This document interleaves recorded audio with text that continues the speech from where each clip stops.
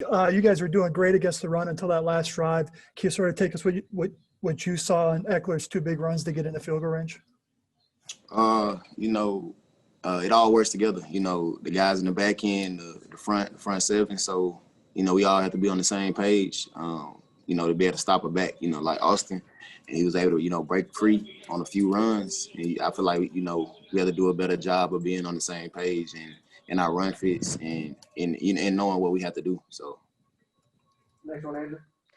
Hey, Malik, on that strip sack you had the first half, if you could please kind of take me through it and what you saw and what happened there, and how close did you guys come to getting the ball on that play? That could have been a huge turnaround right there. Yeah, they had made a change at tackle. Balak, I guess he got hurt or something like that, and they put 74 in. So, a few rushes, like going against him, I noticed I could, come around the edge on him that he, wasn't really getting out there far enough.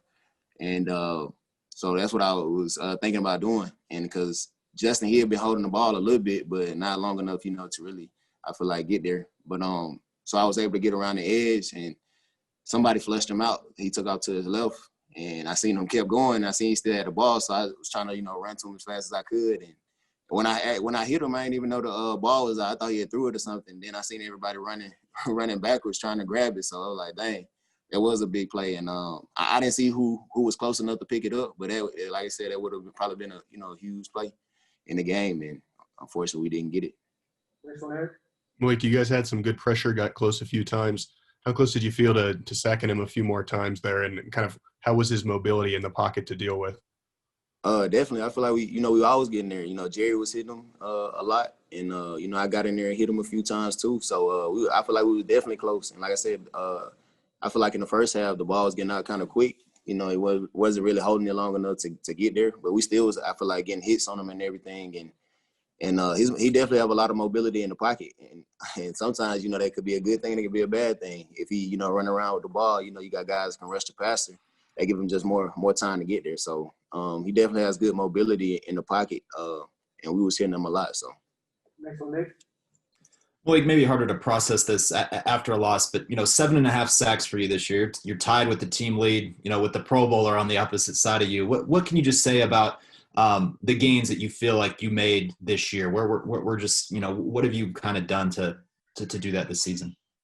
I just feel like, believing in yourself. I feel like that's where it starts at. And, I'm a firm believer in my faith. God has me here for a reason. And for a purpose, for a time just as this, and believing that I can go out there, and make plays, and I'm supposed to be in these positions to make plays. So I feel like that's been a lot. That's been a big I feel like changing just not just my game, but just my mentality and how I view the game. So that's been huge for me this year, and I look to continue to build off of that. Time for a few more. Next one, Brandon. Malik, Coach talked about how hard you guys play, and you got one more game left. I guess, how do you ensure that y'all stay with your foot on the gas pedal, even though 6 wins is obviously not what your target was at the beginning of the year?